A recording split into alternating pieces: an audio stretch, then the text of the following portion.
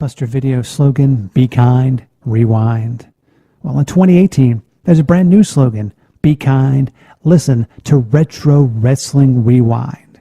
We wanted to know, what would happen if you started a talk show with two passionate professional wrestling fans, one from the home of Zack Ryder, the Long Island IZ, and one from the home of Bad Street USA in Atlanta, Georgia?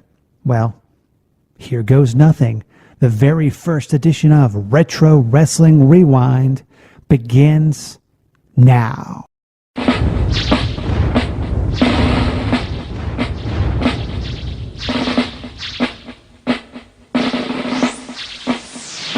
World Wrestling Federation Champion,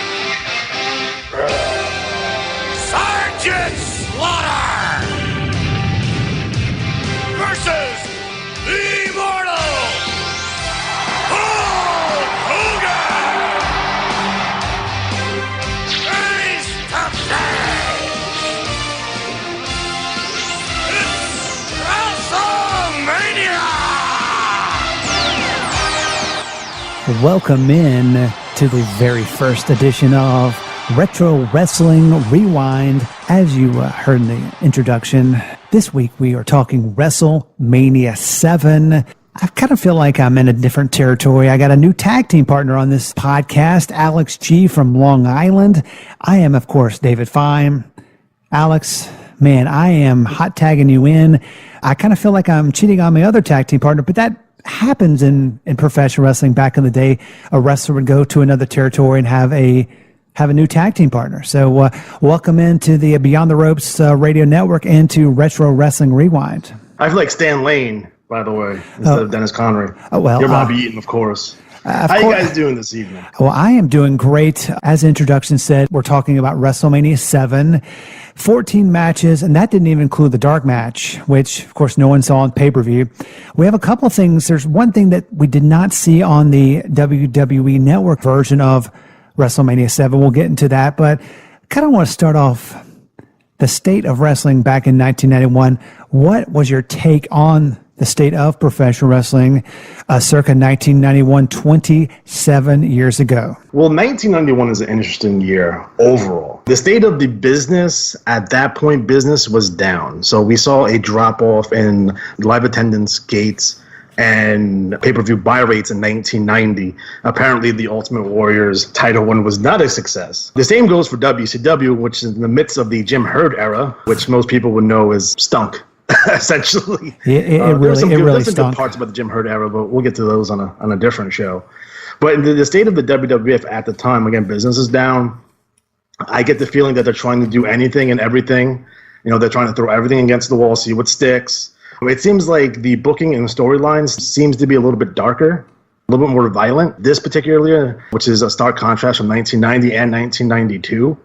So we start out the year with the Ultimate Warrior dropping the WWF Championship to Sergeant Slaughter at Royal Rumble 91. Hulk Hogan wins the Royal Rumble that year. Mr. Perfect Kurt Hennig recently won the Intercontinental Championship from the Texas Tornado right before Survivor Series of 1990. And your tag team champions, still the Hart Foundation. So Bret the Hitman Hart and the recently deceased Jim the Anvil Neidhart are still the tag team champions. Now, the one thing that is interesting about this time frame, it seems to be, again, since business is down, they're changing their minds quite a bit. So if you watch the TVs, the end of 1990 and the first part of 1991, you kind of get a feel of what they were going for and the changes that were made. Now, people may not remember, because I know a lot of people didn't see it until it was on the one of the WWE released DVDs, that the Rockers actually defeated the Hart Foundation to win the World Tag Team Championship in a 2 out of 3 falls match. It was supposed to air on Saturday Night's main events, but the top rope broke. So I get the feeling that they were going to split up the Hart Foundation way before WrestleMania VII, which most likely would have led to a Bret Hart, Mr. Perfect match at WrestleMania instead of SummerSlam. That being said, with the Rockers as the World Tag Team Champions, they probably would have dropped the belts to the Nasty Boys at WrestleMania. So again, we see some changing in the cards already for this show. Obviously, they did the stuff with Slaughter. Now, Slaughter came in not as the Iraqi sympathizer at first. That took a couple of months.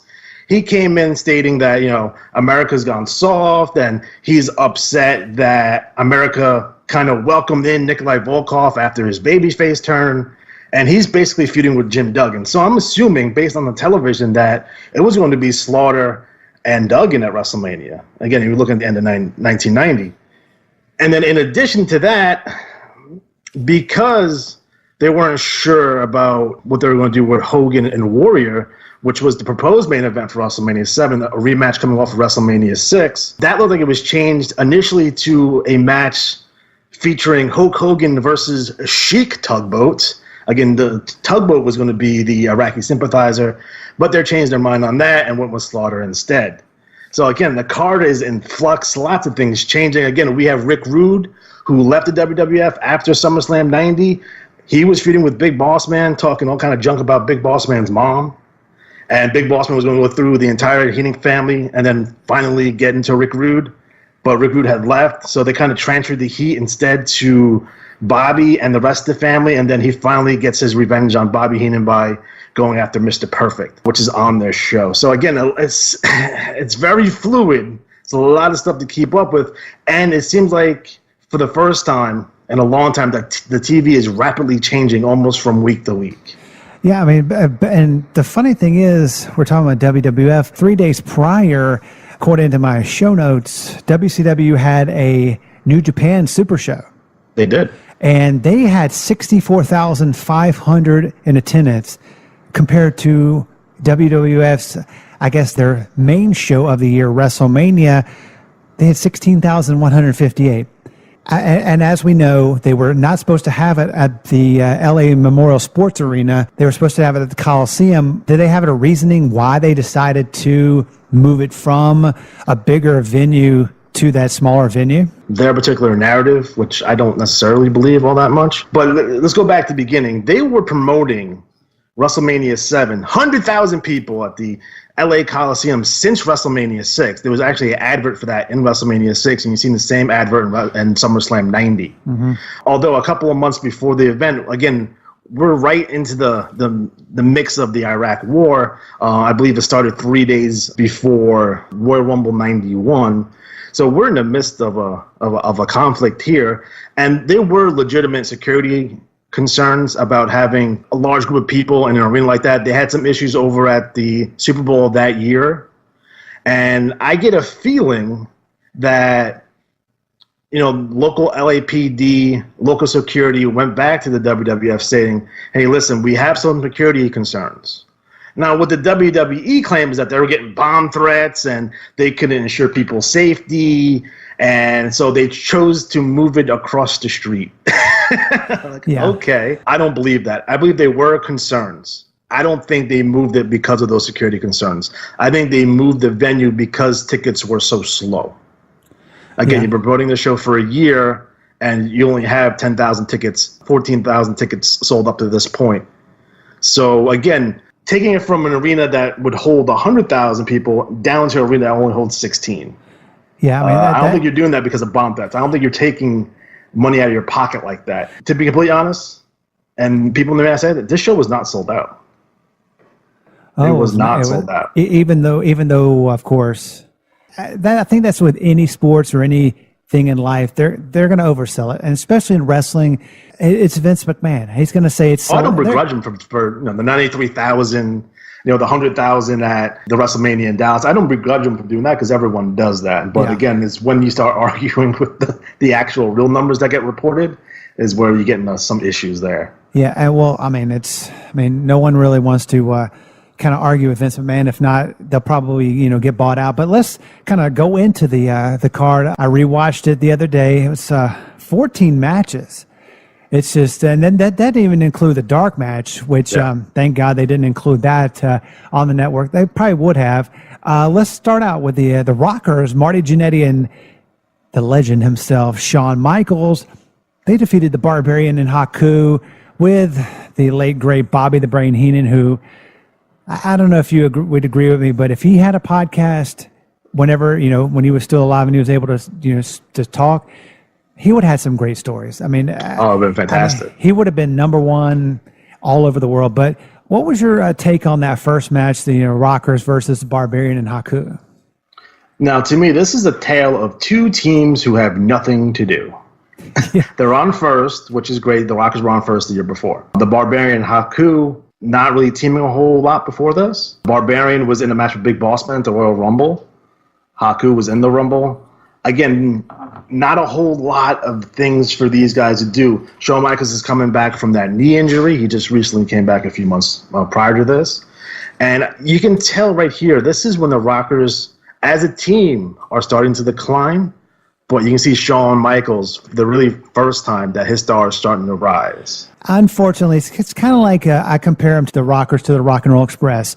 Kind of Shawn Michaels was the Ricky Morton, and Marty Jannetty was the Robert Gibson. I mean, they were both great wrestlers, but they kind of put the spotlight on Shawn, and I mean, I think he's turned out pretty good. I mean, Marty Jannetty's still doing some independent shows, but he hasn't had the success as Shawn Michaels. But probably Shawn Michaels at his biggest, by the way, in terms of his overall physique and appearance. So he comes back from that knee injury, and he's big. He's definitely gotten a little bigger, but the next match, and I didn't even know this bit of knowledge that the Texas Tornado, Kerry Von Eric, he defeated Dino Bravo with the man who changed his outfit about 3 or 4 times in the entire show because he's with a different guy. He's a different guy every time. And I heard a story that, of course, we're headed in this week when the show drops. We're going into All In weekend.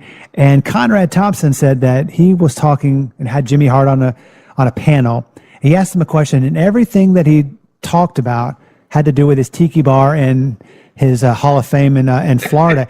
That man is I wouldn't say he's a Hulk Hogan mark, but he loves Hulk Hogan. He will always be loyal to that man. But the nugget that you threw at me, and I was just like, I told my buddy at work, I said, dude, I did not know this, that Kerry Von Eric, had an accident, a motorcycle accident, many years before 1991, and had a fake foot.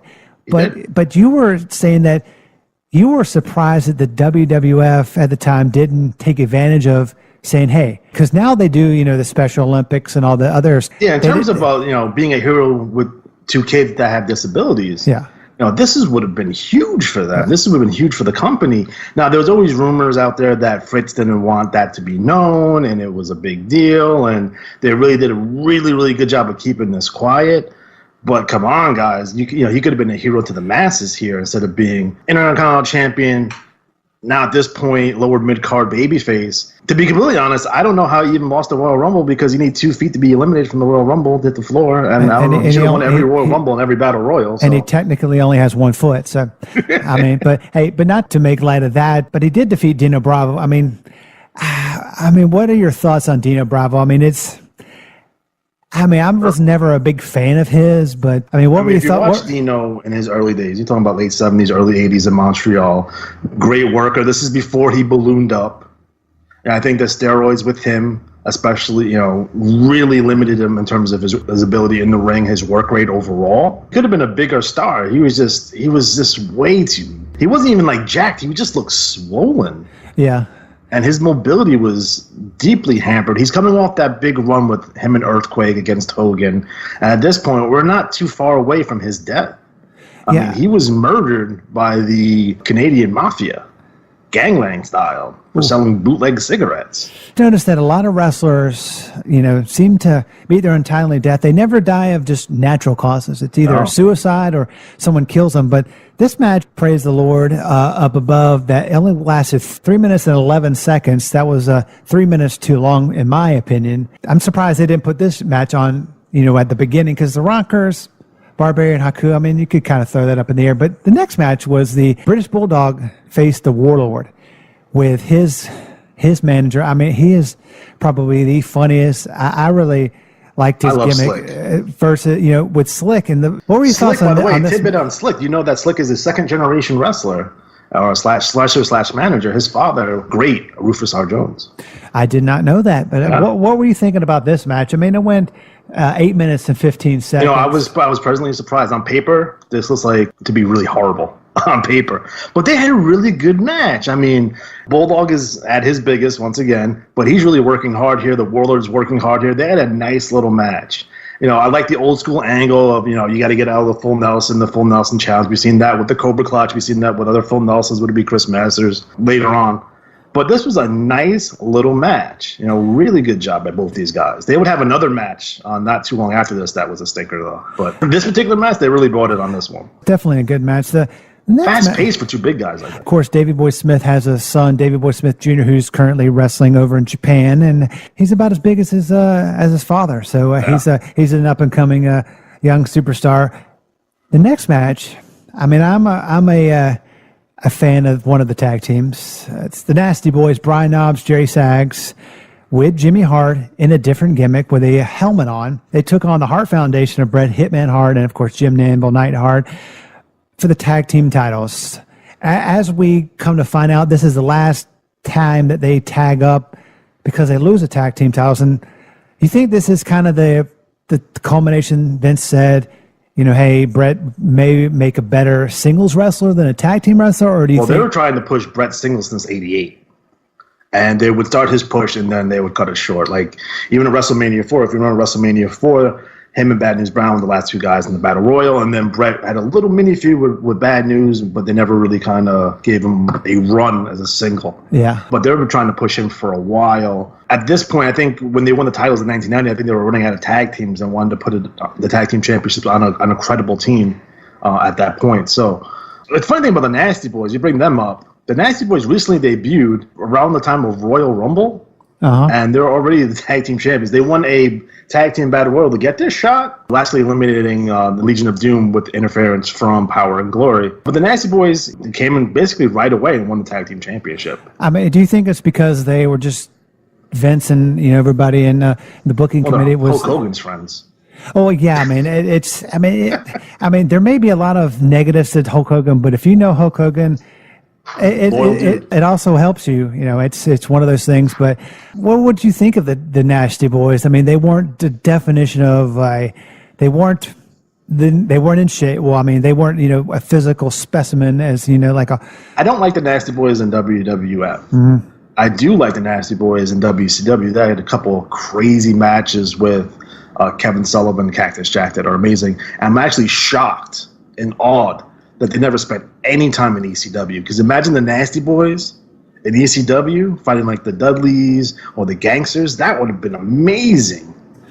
Oh, God. If they had faced the Gangsters, I have a buddy who was a wrestler down here in Georgia, and he wrestled New Jack one time. He said that man is stiff as hell. But, I'm not surprised. Some of those the Nasties are known for throwing potatoes too, so that would have been a barn burner. Oh, that would have been to be. Now, the Nasty Boys are probably the definition of a transitional champions. Like obviously, they're winning the belts here, and they're going to drop them to the Legion of Doom at SummerSlam.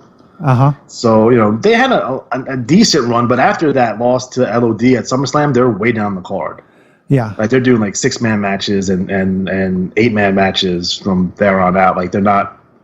And anything important after this. What were you think their thinking was? Give them the time. There was other teams. It was them or the Orient Express as heel teams. Yeah. You're not going back to Demolition because you want to split them apart after this pay-per-view. Yeah. So it's either them. I'm really surprised they didn't go with Power and Glory. Yeah. Because they had a hell of a 1990. And they were really, really over. And their finisher was fantastic. The Powerplex. That was an awesome maneuver. But I think overall, Nasty's established team. They just came in from WCW. They gave them a shot. Plus, they're Hogan's friends. Yeah, like you said, if you're a Hogan, I guess I wouldn't call him a stooge, but a Hogan friend, you definitely are going to in a circle. It's the way it is. It is professional wrestling. It is what it is. The next match. And I've heard on other podcasts, I think it was actually on Jericho's podcast, that Jake Roberts, he was defeated Rick Martel in a blindfold match, which wasn't really a blindfold. It was like a sack. It's a hood. It was a hood. And any other promotion, they would have called this the Prince of Darkness match, by the way. And according to Jake, you could see right through it. So it wasn't like they couldn't actually see it. What do you think about this match? It was kind of gimmicky. Walking around acting like, This match is so much fun. Again, it may not translate on television as well, as good as you would like, but if you're in that live crowd and you get to cheer and you get to tell Jake where Rick Martel is, that's a really fun match. But what makes this match is the angle leading up to it. Again, this is a 6-month angle. It started when Rick Martel blinded Jake Roberts on the set of the Blood of Love show. It culminated that week after week we get updates from Jake at the eye doctor, and apparently if you get arrogance sprayed in your eye, you lose your pupils because his eye was just white, which is insane. Clearly contact lenses.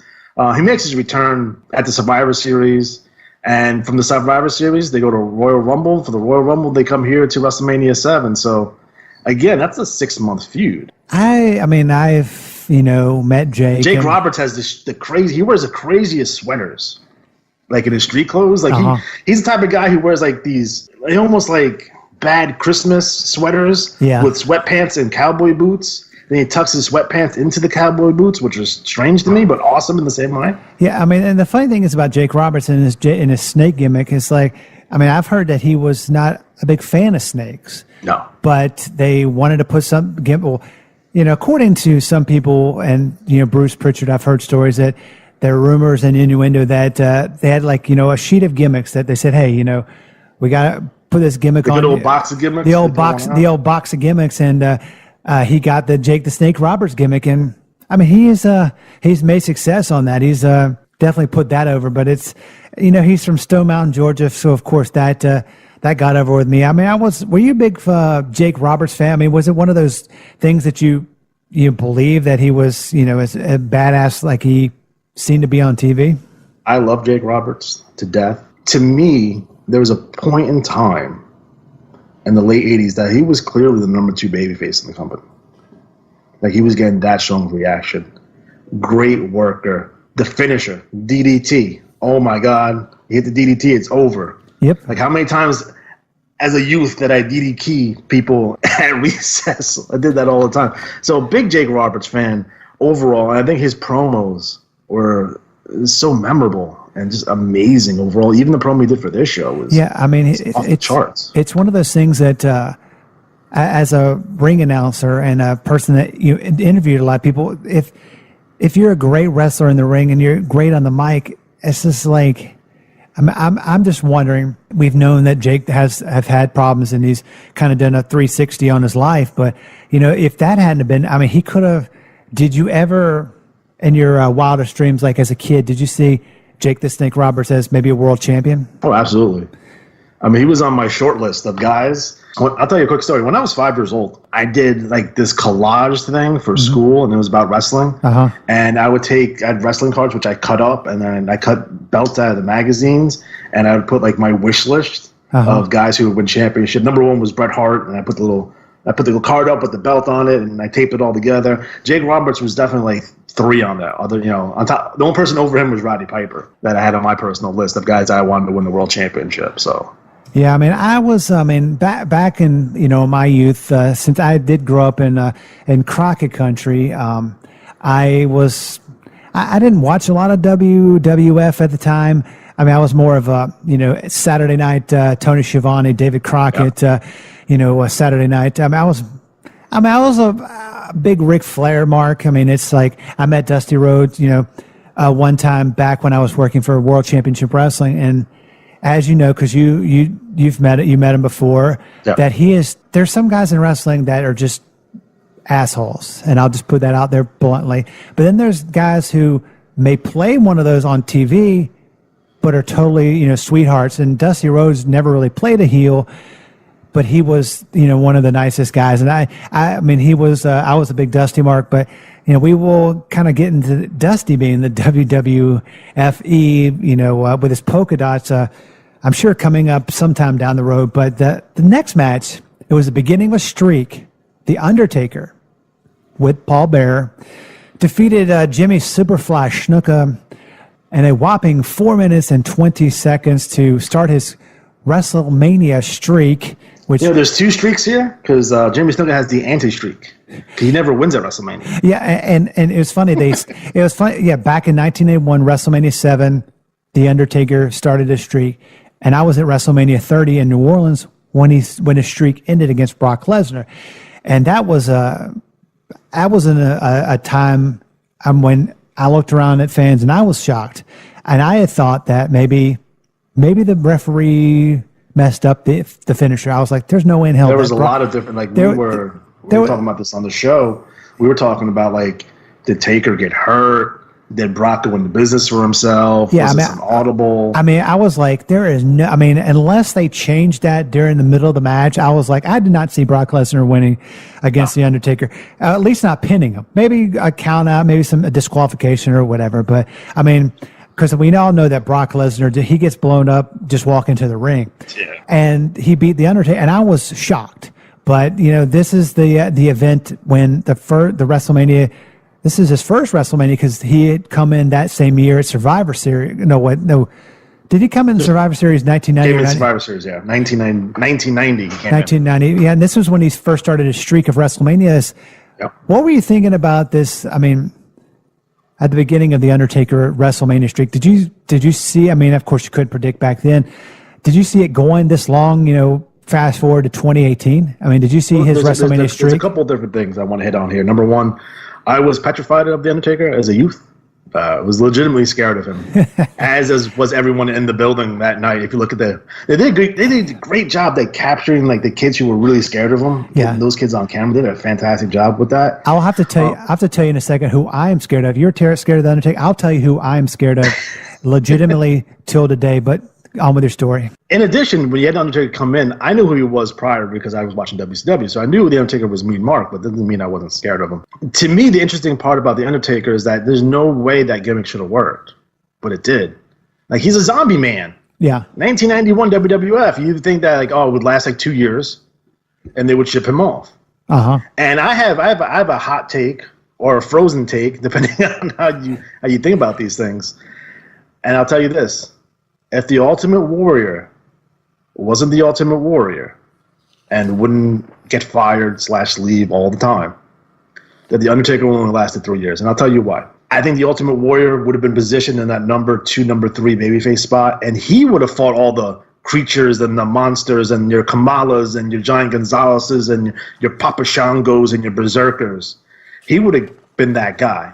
But since Warrior was gone and you had this, great wrestler in The Undertaker filled that role for them. And I'm telling you, if the Warrior would have stayed through the entire time, Undertaker would probably lasted 3 years and he would have been finished. Yeah, I wasn't a big Ultimate Warrior fan. No one was a big Ultimate Warrior fan. That's why he didn't draw in 1990. I think the only person that was a real fan of Ultimate Warrior was the Ultimate Warrior.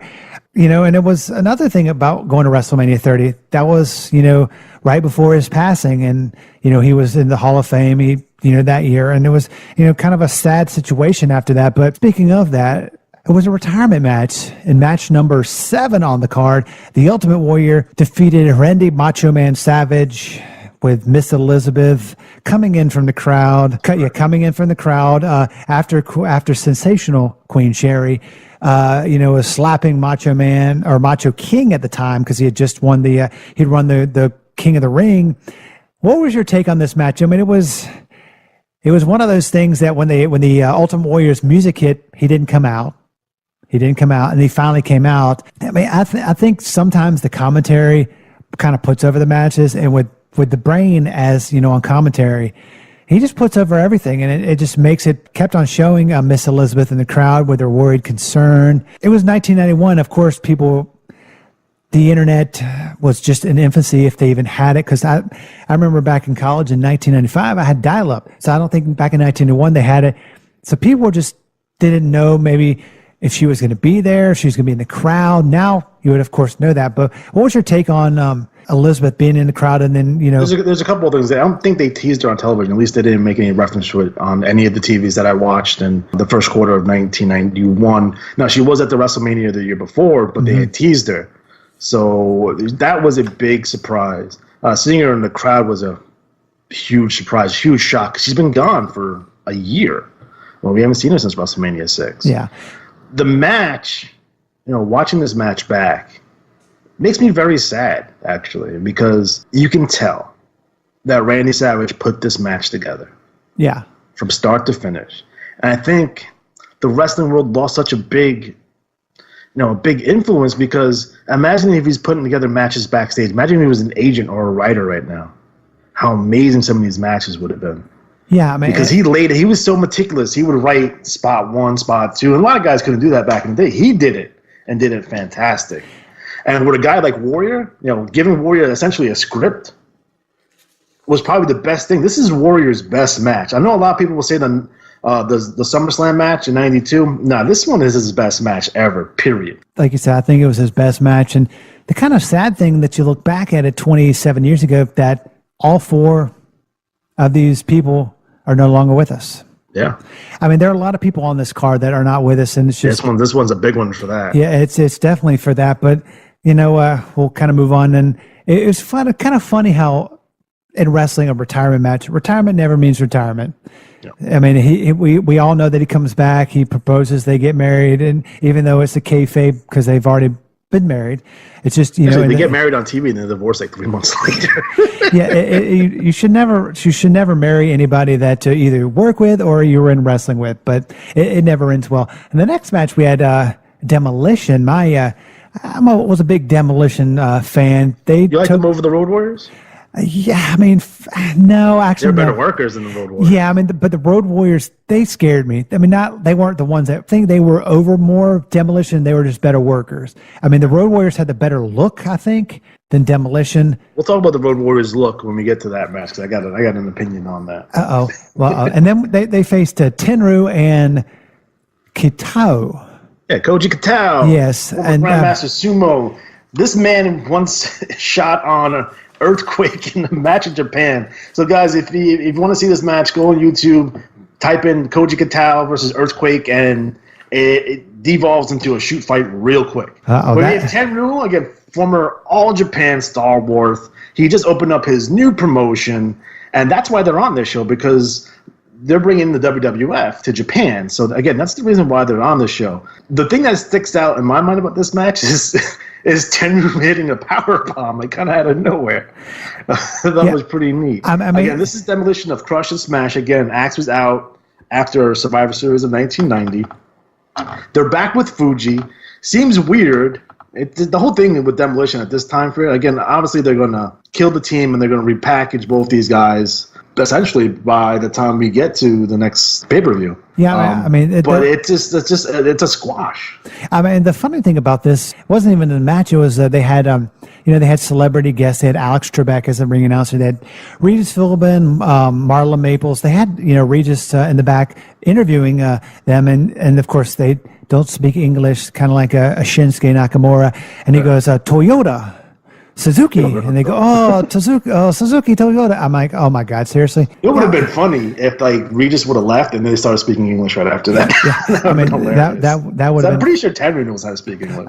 Well, probably. And the next match is, I thought it was a great match. It was for the Intercontinental title. Mr. Perfect, the champion, with the one and only great Bobby the Brain Heenan, taking on Cobb County, Georgia, which is just north of where I live, the Big Boss Man. I mean, this match, it went 10 minutes and 46 seconds, and for a big guy like the Boss Man, that's like a lifetime. I mean, in my opinion, I think.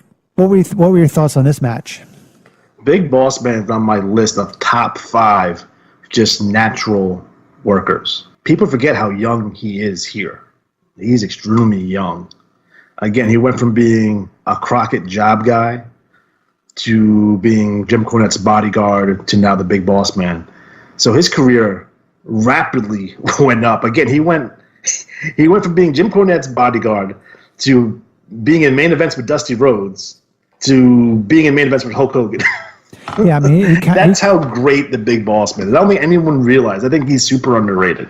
Yeah, he definitely its dichotomy went from NWA as, like you said, Jim Cornette's bodyguard, wrestling, Ron Garvin in Starrcade, to wrestling Hulk Hogan, to being in major feuds, to being, he was a really good wrestler, and once again, two more. His weight would fluctuate. I think some people prefer extra chubby Boss Man. I like my more lean Boss Man because he could do more stuff. Yeah. So he's pretty much like almost at his leanest here. And you can tell because he is working hard. Those guys are moving. And one thing I wanted to bring up, I don't know if you saw this, was Mr. Perfect's interview that he did prior to this match. I did not. It's very strange to me.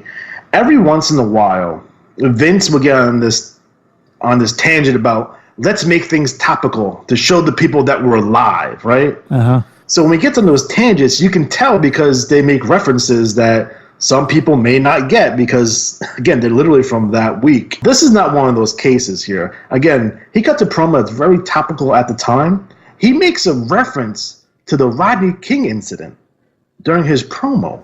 Yeah, that's everyone knows what the Rodney King incident was, and what happened there, and the implications, and the riots, and what have you. This is right when it happened. So look, to me, that morning, like Vince looked in the newspaper, was like, "Oh, Kurt, talk about this."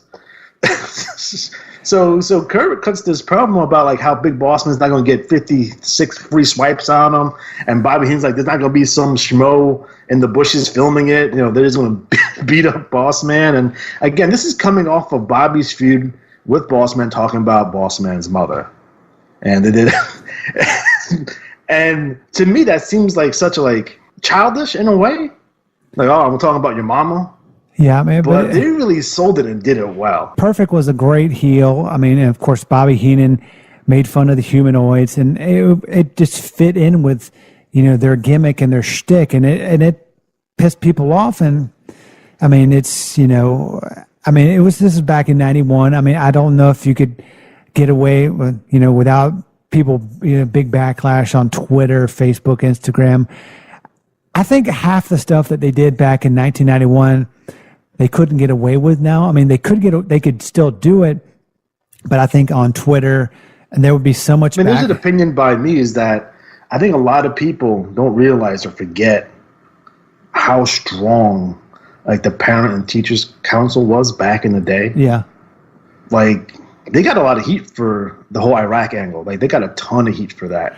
There were consistently attempts of getting thrown off of TV. Now, did they get any traction? Maybe today it would probably get a little bit more traction because you can encapsulate it more on social media. Mm-hmm. But there was always attempts. I mean, don't forget about the attempts they actually succeeded. Again, ECW thrown off the television and had issues with their pay-per-view companies. And we're talking about the mid-'90s here. Obviously during the Attitude Era, to the point where Vince created Right to Center to mock these people. Yeah. So it's like there was always a backlash. There was always a negativity associated, especially when it comes to professional wrestling, even in its cartooniest form, which it says right here. I think 1992 would be a little bit more cartoony, but you don't get more cartoony than what we're watching right here. Almost as vanilla and not violent at this point. It'll get more violent as we get deeper into 91. But I think one of the things that you have to point out here, this is Bobby's last pay-per-view as a full-time manager. He's done after this. Yeah, man, it's... Perfect goes with the coach, and Barbarian and Haku are essentially gone. Yeah, I mean, they should have been gone a long time ago. But it's funny with wrestling fans, at least back in the day, that most of these wrestlers probably don't believe in whatever they're talking about. It's just a job and a shtick. But let me ask you a question. I want to ask you a question real quick before we move on. Or do you find it odd to yourself that everyone accepts professional wrestling as scripted, as entertainment, but the heels can't get heat that way anymore because people think the heels are really them? It's a really weird dichotomy. Yeah, I mean, it's where everyone knows, if you watch a movie and you have someone that's, say a racist or pro-apartheid, like Colonel De Beers was, right? Yeah. And that character couldn't really work today. But it should be able to work today because everyone knows it's scripted and everyone knows that you're just being a bad guy. You're not a bad guy in real life. Yeah, I mean, but then there's some people who, believe like a Sammy Callahan is actually, a jackass like he is on TV. But these people love the kayfabe all the way. Because, I don't begrudge them, but come on. It's just, worked with wrestlers that, were heels on TV or heels in the ring, but they're the nicest people in the world. It's just like they're going to go with whatever. If they're a heel, they're going to go with whatever pisses the fans off the most. And the funny thing is, they'll still buy the merchandise. Yeah. They scream and boo them, and they say, "Oh, your mother's an idiot," and blah blah blah. I think they'll still buy. They'll still any heat right now. They're just afraid to get heat. Yeah, and that's why you have a bunch of heels that are not that don't have heat and a bunch of baby faces that we're not over. Yeah, well, and then there's John Cena, but we won't go into that. I'm not a big John Cena fan, but he's still. We'll do a whole show about John. Every time I go to see a show and I hear that music, I just want to punch myself in the face. But that's neither here nor there. We'll do a whole John Cena show. But the next match number 10, yes, folks, there are 14 matches in WrestleMania 7. Earthquake with Jimmy Hart in another outfit. He defeated Greg the Hammer Valentine in a singles match in 3 minutes and 14 seconds. What were your thoughts on Earthquake versus the Hammer Valentine? Again, they're just coming off that angle where Jimmy Hart and Greg Valentine had split. Earthquake is pretty much Jimmy Hart's enforcer here. Again, this is kind of low on the card for Earthquake. Again, he's coming off a main event with both Hulk Hogan and the Ultimate Warrior. And I think they made a mistake here by not turning him babyface at this point, because I believe in my heart of hearts at this point in 1991 that the Earthquake would have been a super over babyface. Like, I'm talking about like number 3 babyface in the company if they would have turned him. Because I see the reactions that he's getting. After a certain point, people weren't booing him anymore. And then by the time he gets in the team with Tugboat as the National Disasters, Typhoon actually, if you want to be a jerk about it, and they turn him babyface, yeah, Earthquake's getting a fantastic reaction in 93 and 94 as babyface. So I'm like, they probably should have turned him earlier. But again, this is essentially a squash match for Valentine. Valentine, again, he's not there too much longer. They were doing these strange things in 91. They were releasing guys, but they still were under contract, but they were able to work indie dates. Again, this is sort of the birth of indie wrestling, the late 80s and into the early 90s. Yeah. But Greg Valentine had one of those contracts, whether they can recall him and pull him off for shows if they needed him for something, but he was allowed to work indie dates because they weren't booking him. Yeah, I mean, that is kind of what they're doing nowadays. I mean, it was an okay match. I mean, the next match, you were saying earlier, the Legion of Doom, Hawk and Animal, defeated Power and Glory Hercules and Paul Roma with, once again, the Dr. Style Slick. And I don't know if this is a typo. This is in 59 seconds. That's correct. I didn't put my stopwatch to it. 59. You probably were watching. You blinked and you missed it. What was the point of this? I mean, it was a squash match. I mean, it was Legion. I want to say, to be completely honest, I think someone was hurt. Okay. I think. Otherwise, it makes no sense. Yeah, I mean, because Power and Glory is a team that you're pushing for the last 6 months. They're in this blood feud with the LOD. They cost LOD a shot at tag titles, not necessarily understanding why they would want to squash them out in 59 seconds. A couple of things about Power and Glory. I think a lot of people tend to forget this. But again, guys, there's a lot of shows out there that review pay-per-views and review shows, but if you don't watch the TV, you're going to be lost. Yeah. And you're going to miss little things. For example, Hercules and Paul Roma were a tag team before becoming Power and Glory. They were a babyface tag team for a couple of weeks. They came out to Hercules music. So when Paul Roma and Hercules turns makes sense because the Rockers are in the ring. It makes more sense that Hercules would come out and get in the Rocker's face because he was Paul Roma's tag team partner. But you don't get that from watching pay-per-views because you're not going to see that. Yeah, that's actually on a random prime time. And I'm surprised how many people did not know that. They thought, Slick put them together and they had to turn and they're Power and Glory after that. And that's not the case at all. But Power and Glory is super underrated tag team. I would have gave them a run with the tag belts, probably over the Nasty Boys, to be completely honest. Fantastic. And again, I don't know why they're squashed out here. It's a little bit depressing. Now, in terms of the Legion of Doom and their gear, the moment that they took them out of the black shoulder pads and the all black gear, that's kind of the end of like your super menacing Road Warriors. Like after that, they seem kind of cartoony. Like the spikes seem fake, and they're red, and they have like the red boots, and they got like designs on their pants now, and to me, the Legion of Doom is not the Road Warriors. Like they're two different things. Yeah. And it took them almost a year to put the belts on the Legion of Doom. I wonder what the hell it took them so long. They spent the second half of 90 feuding with Demolition, where there's 3 members of Demolition, and the Ultimate Warrior was their tag team partner. So let's see where the Ultimate Warrior is at. He is the 6th man on a 6-man feud, not doing a whole lot. And then in 1990, But yeah, it took them a whole year to get the belts. And I think by the time they got the belts, just like what happened to Crockett too, by the time they got the belts, it's like, whatever. Yeah, I mean, because whenever they were the the Road Warriors, they were menacing, but it's like, as the Legion of Doom, I'm like, yeah. I mean, even the promos weren't as like they were still good. I mean, but they weren't like as serious. And by the time they got the stupid puppet and all that other nonsense, they were done. Don't make fun of Paul Ellering. But no, Paul Ellering. I was talking about Rocco and the. Yeah, I mean, back in the day, in the NWA days, which we're going to cover on another show. I mean, the Road Warriors, they were great. They were great. They were better in the ring, but when they had their mouthpiece, kind of like when a tag team had Bobby Heenan or Jimmy Hart, they didn't need to talk. They had their mouthpiece, their manager to talk, and that's just I think nowadays like that's talk and talk. Yeah, Animal not so much. Yeah, not so much. But and of course, Road Warrior Animal has a podcast, and he does. He does, and I think everyone seems to have a podcast. If you have a microphone or the ability to talk, I think everyone has a pod. Some are good, some are I'm waiting for the Virgil podcast personally.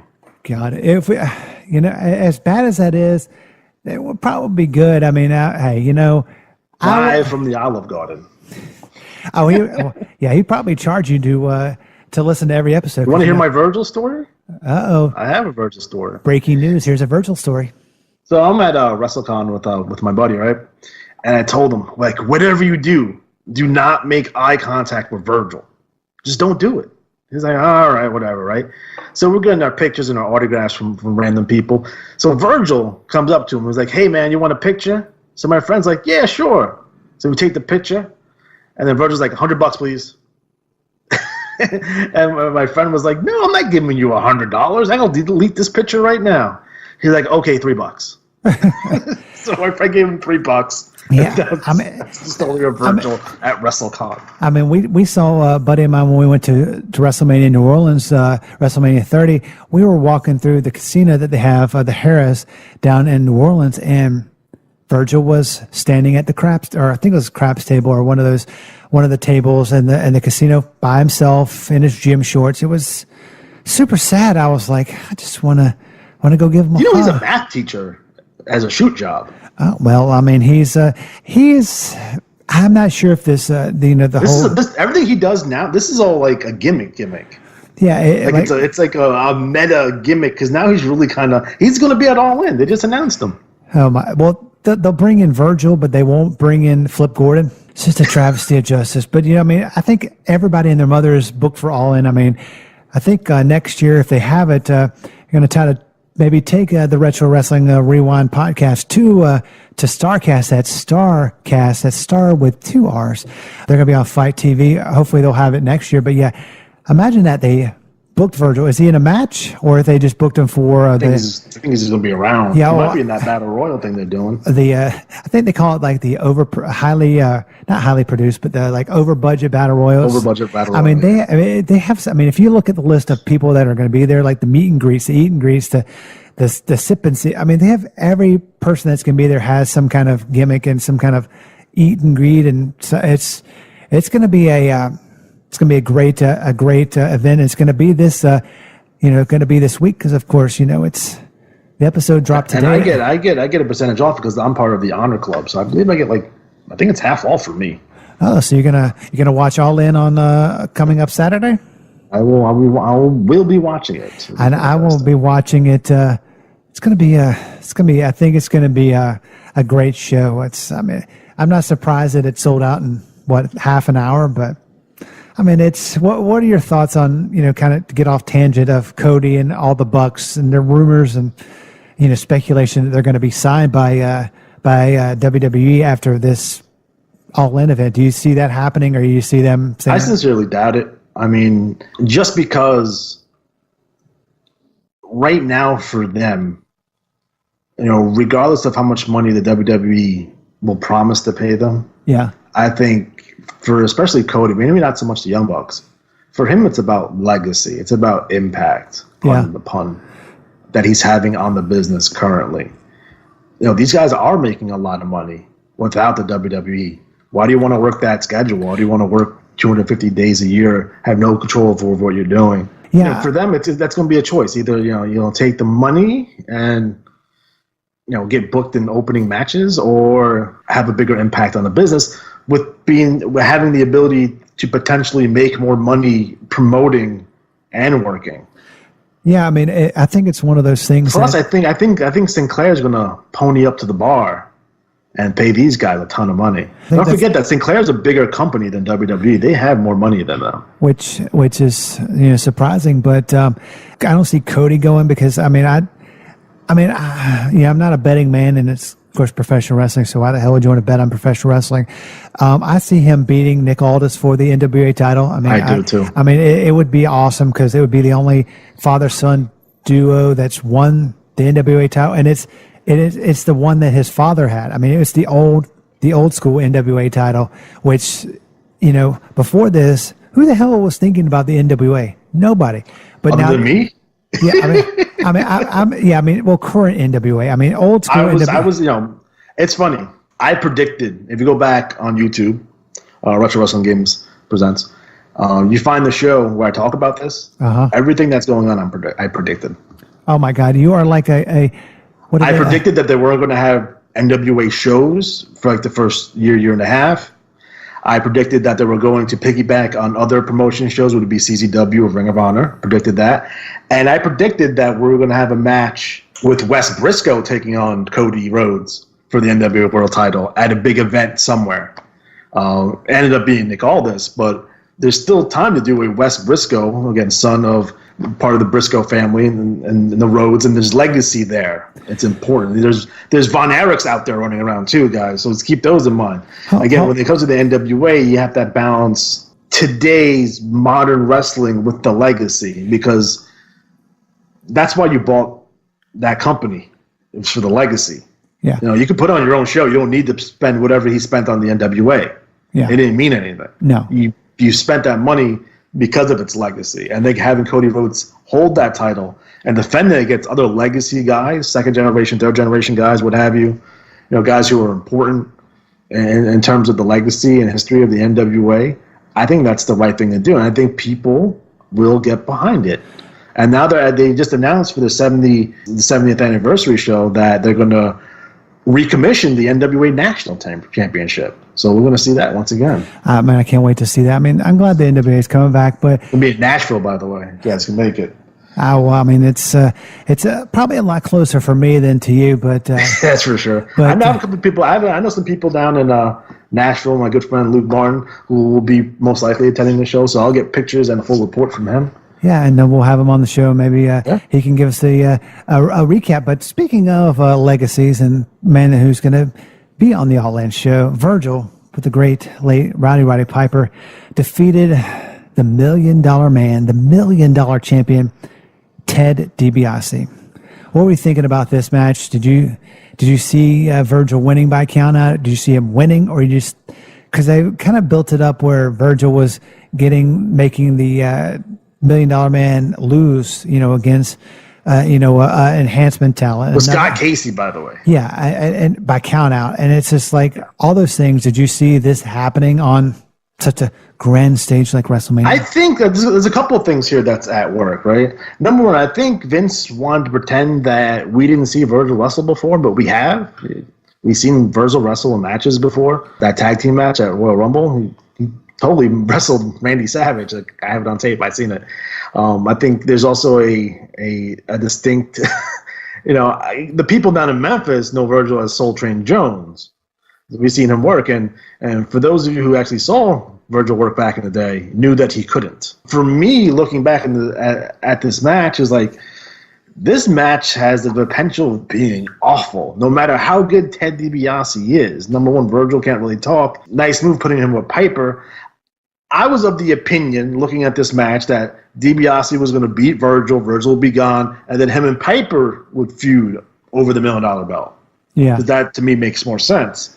Not knowing that, number one, Piper gets in the accident, he's on crutches, and they're going to, because this is a big angle, because they were together for so long, so obviously the turn is big, the angle is big, this match means a whole lot, but I just assumed that Ted DiBiase was going to beat him and be on his way, and he's going to fight Piper at SummerSlam instead of getting the match with Virgil for the $1 million belt at SummerSlam, with Virgil winning. I'm kind of glad that they didn't put a feud with Virgil. I mean, I don't know. I mean, he seems like a good guy, but it's just I like his character. I wouldn't pay money to go see him wrestle. I would definitely, but I would spend money for him to stand next to someone and look cool. And I would definitely not pay $100 to get my picture taken with him. Thank God your friend, you could delete the picture, because he'd probably be like, oh God. But moving on from this match, we had a match that only lasted 1 minute and 21 seconds. Once again, Jimmy Hart in another gimmick outfit. This is the Jimmy Hart show. The Mountie, who always gets his man, defeated Tito Santana. It's just, this match didn't, I don't know, like we were talking earlier. It was popcorn. It was a popcorn, and nowadays sometimes they have the main event and the semi and the main next to each other. But no, they just had, like you said, this is basically a get up and go to the bathroom match. Actually, didn't really have enough time to go up and go to the bathroom. No angles attached to this. The Mountie is a relatively new character. Another thing you get from watching television is that they actually said who the Mountie was. Like, they referenced, like, oh, the Mountie is Jacques Rougeau. Yeah. Jacques Rougeau's been gone from the company for about a year, a little bit more than a year. He left after Royal Rumble 90. So he's back, repackaged. Obviously, his brother is injured, so his brother essentially retired. And he comes back as the Mountie. And another thing about the Mountie character that some people may or may not know, that he was not allowed to go by the Mountie name in Canada, because the Mounties of Canada, the Royal Police up there, found it offensive. So if he went by the Mountie name, he would be arrested on impersonating an officer. So when they would go into Canada, he would just be Jacques Rougeau in the same gear, but just Jacques Rougeau. It basically is impersonating a police officer, but I mean, it is wrestling. But we'll move on from that match, which had nothing, this is the end of basically, Tito's run here. We come back later on as the El Matador, and that was crappy too. So, but yeah. I kind of feel bad for Tito, because Tito, a lot of people tend to forget how, he was like the number 2, number 3 babyface in the company, 84, 85, in that era, IC champion, tag team champion on multiple occasions. It's like, and to see him at this point, he's not an old guy by any sense of imagination. No, he's just used up at this point. He's not. I mean, and of course, kind of wrap up this match with a funny comment that the Brain said. He said, I'm surprised that Tito made it here, because LA is close to the Mexican border. So he always makes those references of his heritage and the move. I think they call it the flying burrito, or that I'm not sure if that was the name. I know that was Manny Fernandez, flying burrito. But Jesse would call him Chico Santana. Oh God, things that you couldn't. It's funny because he's of Mexican descent, but he's not. He's American. Yeah, and he's a teacher. Texas. He's a teacher. So I mean, he's a teacher. He's a Spanish teacher. And but then finally, it is the match that we've been waiting for. The match that we all came to see: Hulk Hogan facing the turncoat, the Iraqi sympathizer, Sergeant Slaughter, in the main event, WrestleMania 7. What were your thoughts on this match going in, and what you felt going out of it? I thought that there was no way in hell that Sergeant Slaughter was going to lose to Hogan. I thought Hulk Hogan was going to lose. Why do you ask that question? Why? Because I was 8 years old and a moron. Well, I mean, hey, I want to tell you 8-year-old logic here. Uh-oh. My 8-year-old logic was that Sergeant Slaughter beat the Ultimate Warrior. Ultimate Warrior beat Hogan. So there's no way in hell that Slaughter is going to lose to Hogan, that Hogan's going to beat him. Plus, Sergeant Slaughter is going to be playing by his own set of rules. He's going to get disqualified. He's going to get counted out. He's going to cheat. And it's going to be ridiculous, and there was no way in hell that Hogan was going to win. I was so nervous. My mom tells a story that I was sitting there eating my fingernails on the edge of my seat, because I was like, I don't think Hogan's going to win. And what did he do? He won. Funny. For 1991, you didn't see a whole lot of blood. Hogan bled in this match. You didn't see much blood in the WWF, but this match was pretty violent. There's a chair shot involved here. There's a lot of things going on, and again, it goes. And I want to talk about this real quickly about Hulk Hogan in general. when it comes to the more patriotic aspects of his character that kind of comes and goes. Originally, Hulk Hogan, came in. He's Hulk Hogan. He's the Incredible Hulk Hogan.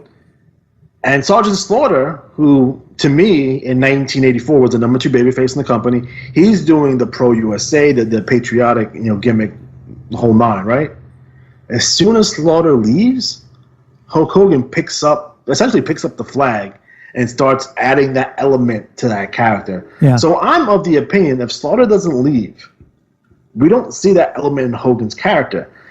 Again, it would come and go. If he's fighting Nikolai Volkov, flag in hand, Made in America, white t-shirt, good to go. If he's fighting Bundy, not so much. And we haven't seen this type of angle in the WWF, a foreign menace, foreign heel angle, in a long time. We haven't really seen it since kind of like the Sheik.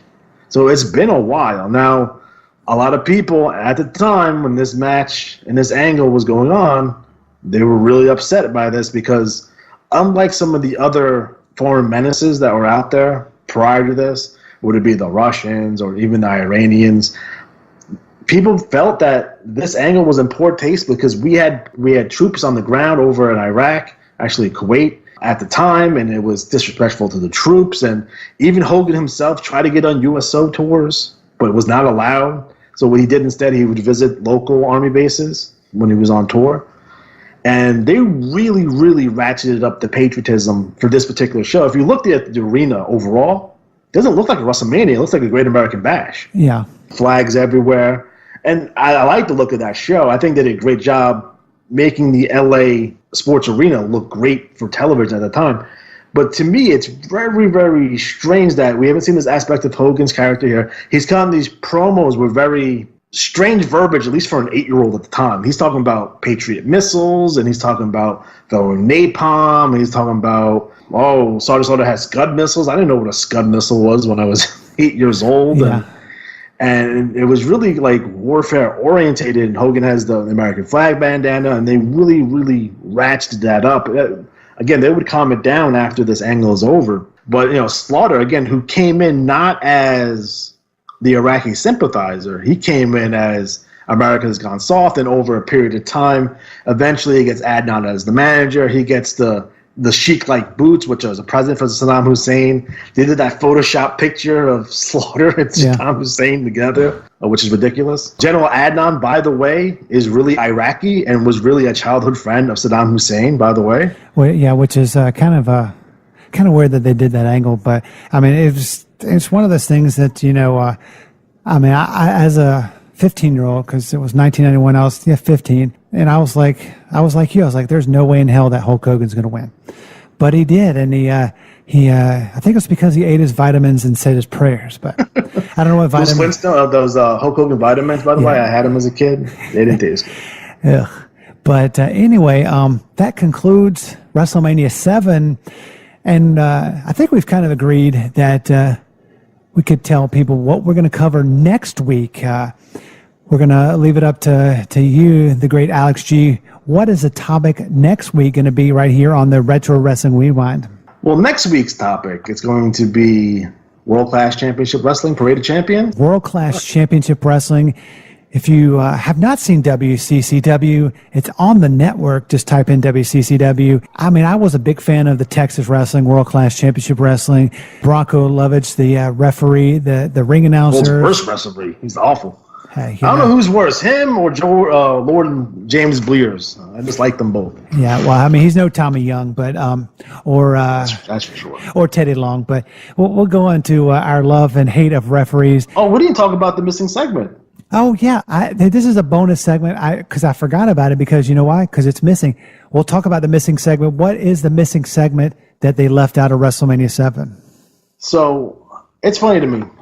Historically, the WWE Network versions of these shows are supposed to be the pay-per-view broadcast version. So whatever was seen on pay-per-view at the time was going to be on these shows. Now, me personally, I collect wrestling tapes in general. So I have the Coliseum home video version. I have the Silver Vision version, was the UK distributor, and I have the Anthology version. And none of them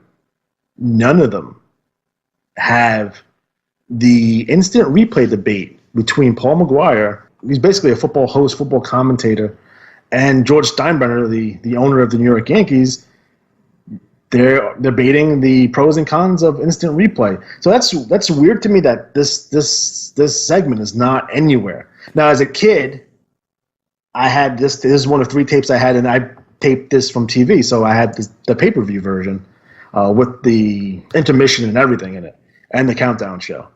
So if you can find it, it's still it's not on YouTube. I think it's on either Vimeo or Daily Motion, and it's Vince McMahon is the moderator. You have Paul McGuire, and you have George Steinbrenner, and they're going back and forth, and they're saying how instant replay could be used in the WWF, and if they had instant replay, that the Ultimate Warrior would still be WWF champion, and they do all these things, and they're trying to see how they can make calls instantaneously, and then we're going to time it.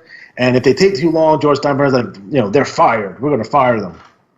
Mind you, don't forget, George Steinbrenner is banned from baseball at this point. So yeah. He is banned from baseball at this point. He's not the best. George Steinbrenner is friends with Bobby Heenan for shoot. Like in real life, they're really close friends. And this segment is it's a throwaway segment. It doesn't mean anything. Ends up that the replay officials are the bushwhackers, and the bushwhackers are doing kinds of shenanigans. So it ends up being inconclusive at the end of it. And Vince kind of like, I don't know what's going to happen with instant replay in the future. Back to you, Gorilla. And that's it. I understand why they cut it from the shows, especially like the videotapes, because there's only a finite amount of space on videotapes. Yeah. So I understand why that segment was cut out, but why did they cut it out on the WWE Network version? That I don't know. I mean, that's a great debate that we're going to have to maybe find out, hopefully. But did you like Willie Nelson singing "America Beautiful"? Yeah, I mean, I did. I mean, he had that really small wrestling belt that he was wearing. It looked like a big belt buckle, but I mean, it was. It's Willie. I mean, I think the celebrities in general for the show. I also think we'll talk about that real quick. I think the celebrities on the show were all right. I mean, I think we've seen better ones in the past. We had Regis Philbin, Alex Trebek, Marlon Maples, George Janbrand, Donald Trump, McGuire, Macaulay Culkin's in the front row. Donald Trump's also in the front row. Lou Ferrigno, Chuck Norris, and Henry Winkler are all in the crowd for that day. Mm-hmm. So again, it's not the best in terms of a celebrity guests on their show. We also got to mention that they had to change announcers because Bobby Heenan had a couple matches, and they had Jim Duggan, who was dressed like Uncle Sam, doing commentary with Gorilla. And I actually thought Jim Duggan did a great job on commentary. I'm surprised we didn't see more of him. And then we also had Lord Alfred Hayes, who I think is, although I like him as an interviewer, I think he's one of the world's worst play-by-play men. Yeah, he's color guys. I mean, he is terrible. But Hacksaw, he actually did a good job. I mean, I think he did, but I'm surprised they didn't use him more. Yeah, I mean, hey, he's be a better wrestler. I mean, be a better commentator than wrestler. But we'll leave that at that. Hey, if people want to watch your YouTube videos and follow you on social media, how can they? I mean, other than looking at the show notes and clicking on your Twitter handle, how can they find your YouTube page and follow you on Twitter, Instagram, all the social medias? You can follow me on Twitter. It's going to be RW Games Presents, and that's us on Twitter. And then if you want to find us on YouTube, make sure you subscribe and hit the like button, hit the little bell so you get notified when we upload stuff. And we upload stuff 2 or 3 times a week, so there's always brand new content up there. You just type in retro wrestling games, and we'll pop right up. So, wow. I mean, that's how I found you, and all your stuff that I've seen has been awesome. It's one of those. You kind of go in that YouTube hole where you just keep on watching all your content. It's like you just, I watch it, and then by the time I get finished watching it, my work day's over. It's awesome. Like most of my shows, they go at least an hour in most cases because I'm insane. That's a whole other story. That's a whole nother podcast. But for Alex G, I am David Fine. We will see you back here next week, same time, same place, where we cover World Class Championship Wrestling's Parade of Champions right here on Retro Wrestling Rewind, exclusively on the Beyond the Ropes Radio Network.